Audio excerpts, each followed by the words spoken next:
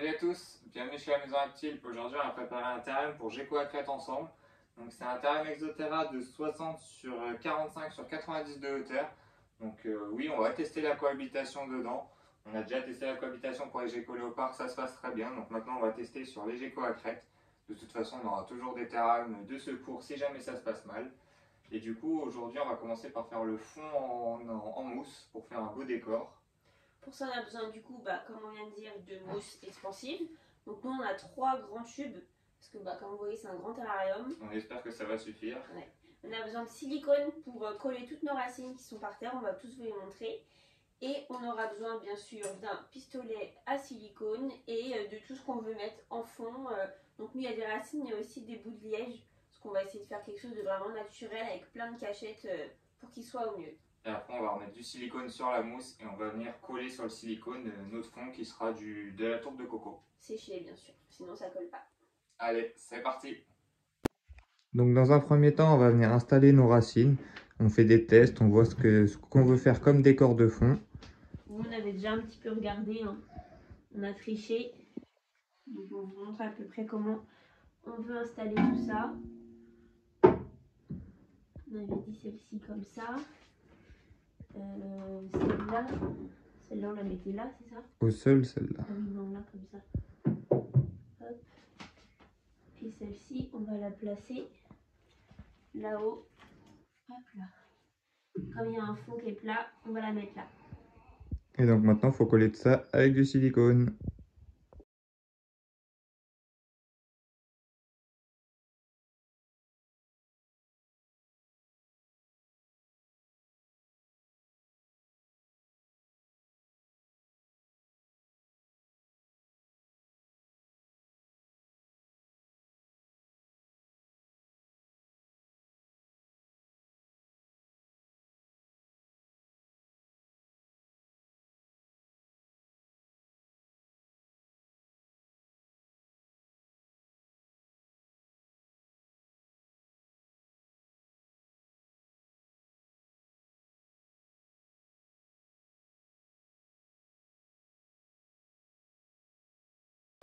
Donc là, pour celles qui est en hauteur, on a mis des petites cales pour que ça puisse tenir et coller.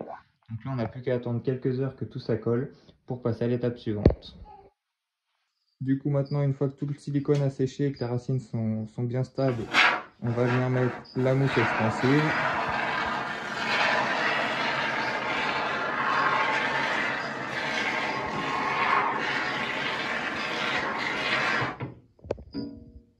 Donc là, on a fini de mettre la mousse. Maintenant, on va mettre des pots de fleurs dans les coins pour pouvoir mettre nos plantes naturelles après et qu'ils aient vraiment une bonne dose de substrat directement aux racines.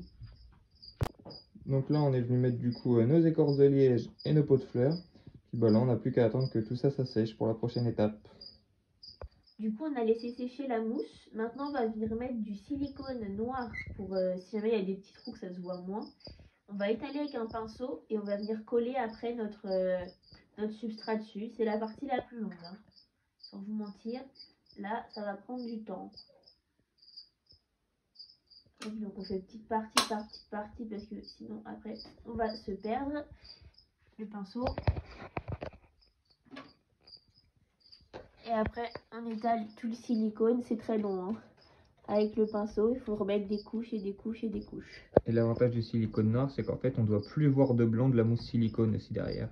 Si on voit la mousse, c'est qu'il n'y a pas assez de silicone. Donc il faut en mettre vraiment partout pour qu'après il y ait du substrat qui soit collé partout.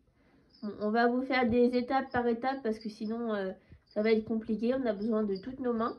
Donc à tout de suite. Du coup là on a fini d'étaler tout le silicone. C'était bien galère avec toutes les racines, il fallait passer en dessous, à côté et tout. Donc on a mis un peu partout sur les vitres, ça va falloir nettoyer tout ça. Et maintenant on va pouvoir venir étaler le substrat et laisser sécher tout ça. Et donc là on va venir mettre du coup le substrat, le saupoudrer un peu partout. Et après il faudra que ça sèche, qu'on remette à l'endroit le terra. Et on va prier pour qu'on ne voie plus de silicone noir et que le substrat est bien collé.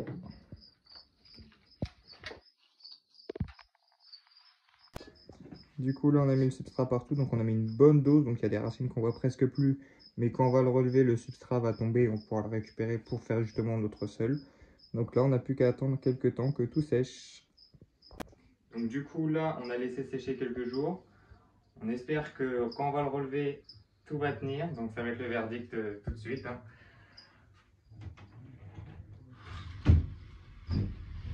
On va faire ça doucement quand même. Donc c'est sûr que vu la tonne de couches qu'on a mis, tout va tomber. Mais le but c'est de ne plus voir la mousse ou le silicone derrière.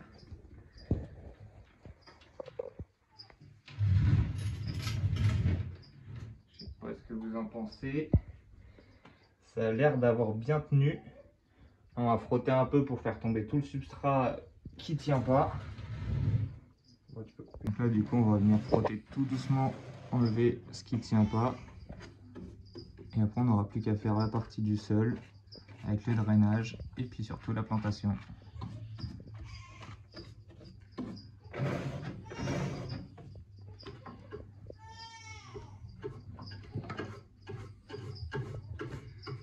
Je suis pas très sereine, hein.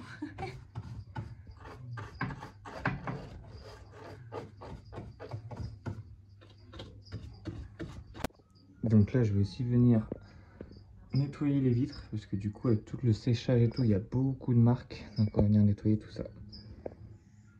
Là maintenant on a à peu près tout nettoyé. Bon, le sol il en reste un peu mais c'est pas parce que ça va être recouvert. Donc on va passer à la partie drainage vu que ça va être un terrarium qui va être tropical, humide, qu'on va venir humidifier tous les jours. Il faut essayer de bien faire un bon drainage en bas. Donc pour ça on va venir mettre de la bille d'argile. On va en mettre partout et après on va surtout protéger avec une moustiquaire pour pas que ça se mélange avec le terreau.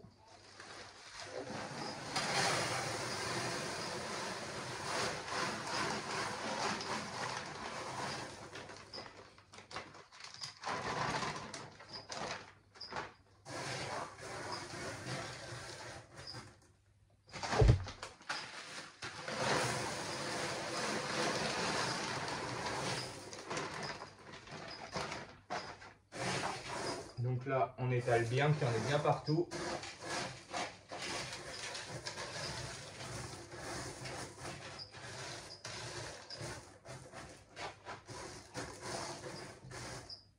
Et après, on vient mettre la moustiquaire. On essaie qu'il y en ait partout pareil pour qu'il y ait un minimum de mélange possible entre les billes et le substrat.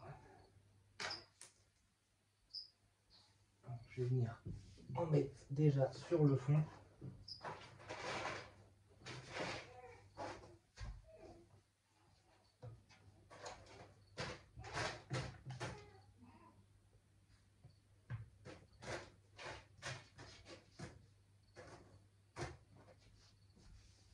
Et après, on n'a plus qu'à mettre du coup notre substrat qui se sera dans le sol et dans les pots aussi qu'on aura incrusté dans le mur pour mettre des plantes. Du coup là, je vais venir déjà mettre tout le substrat au sol.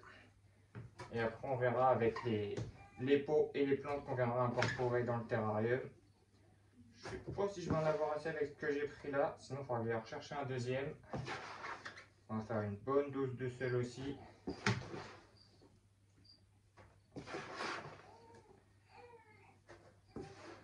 Sinon, je vais en rechercher un deuxième et je vous reprendrai après.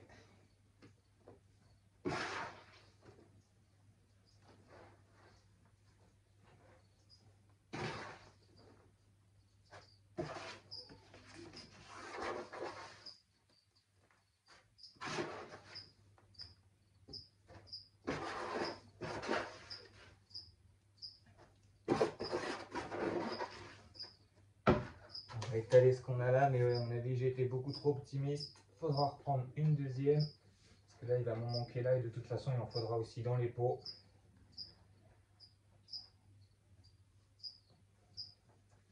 On va aller en chercher une deuxième. Donc là, on va surtout être à la partie plantation. Donc j'ai pas mal de plantes dans le bac et même dans d'autres. Donc ça va être pas mal d'essais, de voir ce qui va se passer. Donc je vais sûrement vous mettre un accéléré de tout ça. Et puis bah, vous verrez le résultat à la fin.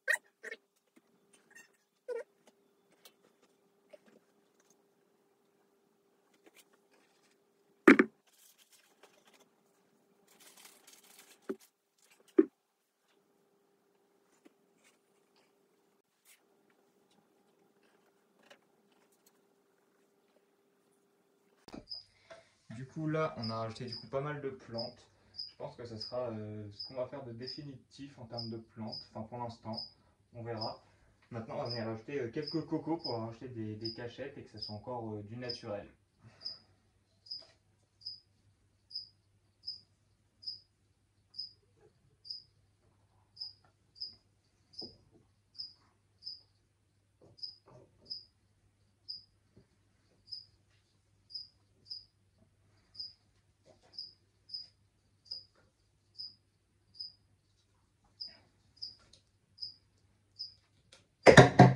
Eh ben d'accord. Elle a lâché. J'ai le coco, le câble il a lâché.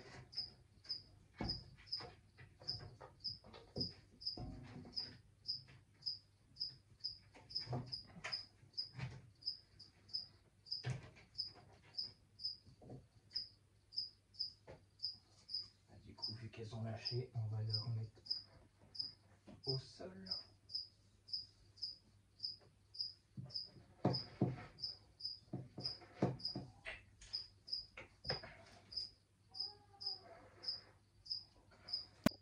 Donc voilà, là on a fini par mettre toutes les plantes et les petites cocos. Donc là on a rajouté aussi la lumière qui fait un bel effet. On va laisser s'acclimater quelques jours. Du coup voilà, le terrain du coup on est venu le poser sur l'étagère. On lui a rajouté la lampe, du coup on a changé de lampe parce que l'autre c'était une lampe provisoire, c'était celle de l'aquarium. Du coup c'est une lampe horticole pour les plantes, on peut voir déjà qu'en plus les plantes remontent vraiment vers la lumière. Ça fait quelques jours qu'on le laisse en place, on l'humidifie le matin et le soir. Du coup, on a aussi rajouté quelques racines, quelques petits trucs au sol, notamment pour ce qui va suivre, parce qu'en fait, on a fait du coup un terrarium bioactif. Donc là, on va vous expliquer ce que c'est à peu près. Du coup, c'est un terrarium qui se régule tout seul. On va mettre des cloportes qui sont des déricots. Ils viennent de notre élevage justement. Je ne sais pas si vous les voyez. Et en gros, eux, ils vont manger les excréments des geckos à crête. S'il reste des insectes, ils vont les manger, les cadavres. Et en fait, le terrarium s'entretient tout seul. Tout ce qui va être moisissure aussi, si on a un petit peu. Filmé. Oui, vas-y, oui. Et on va aussi rajouter après des colomboles, il faut juste qu'on aille les chercher. Et du coup, le terrarium sera totalement bioactif, on n'aura rien à nettoyer à l'intérieur. Juste à l'arroser et mettre à manger. J'essaierai peut-être de vous faire quelques petits plans des cloportes s'ils ne vont pas se cacher trop vite, mais c'est pour ça qu'on leur a rajouté aussi des trucs au sol pour qu'ils puissent se cacher quand même. Et puis voilà, maintenant on n'a plus qu'à rajouter les geckos. Du coup voilà, donc ça c'est notre petit couple qu'on va mettre actuellement. Donc après il y aura un trio dedans, on en a un qui est en train de grandir, on attend de savoir si c'est un mâle ou une femelle et qu'il soit à taille adulte, pour pas qu'il y ait de différence de taille dans le terrarium. Donc là on a la petite femelle, donc Salamèche. Et toi tu as Pikachu, le petit mâle. Donc bien sûr la cohabitation, il y en a qui ne conseillent pas, il y en a qui peuvent essayer. Donc nous on essaye, on a déjà essayé avec les geckos léopards, ça s'est très bien passé. Donc on va essayer avec les geckos à crête aussi, bien sûr. Pour ceux qui nous suivent, de toute façon vous savez très bien, on a plein de terrariums de secours. Donc on va surveiller comme on a fait avec les geckos léopards. Si ça se passe mal, on les séparera, on les remettra chacun dans un terra. Mais bon, on va essayer, il y a de la place, il y a pas mal de cachettes. Si on voit aussi qu'on peut rajouter des cachettes ou mieux l'aménager, on le fera. Ah bah Pikachu est posé juste là. En cachette, on a une là, là-haut on a un tunnel. On a ça, une là, une noix de coco. Encore une noix de coco là aussi. Là on a encore un tunnel, puis on va essayer de rajouter quand même des racines. Et bien sûr les plantes elles vont pousser, ça fera des cachettes naturelles. Tout ce qui va être poteau, c'est Monstera, ça va faire des grosses feuilles, ça va bien les cacher. On en a sur les côtés qui montent, ceux-là qui vont pouvoir descendre. Donc voilà, et là on a les deux petits du coup qui sont au milieu et qui vont aller découvrir leur terrarium. Du coup aussi... Petit spoil. Oui, vous pouvez le dire tout de suite. Vous voyez qu'il y a un terrain à côté encore plus grand. Ça va être le sujet d'une des prochaines vidéos, donc je ne sais pas quand est-ce qu'elle sortira. Mais il y aura une bonne vidéo aussi qui va sortir à ce sujet-là. Du coup, si vous avez des idées ou des demandes de terrarium que vous voudrez qu'on fasse pour telle ou telle espèce, n'hésitez pas, comme j'ai dit, on a plein de terrariums de rab dans l'atelier. Du coup, on pourra vous faire quelques tutos de création de terrarium. Si vous avez des questions sur la façon de faire de celui-là, n'hésitez pas à nous poser des questions en commentaire ou même à venir sur les autres réseaux en privé. On pourra essayer de vous répondre. Et puis sinon, à la prochaine. Salut!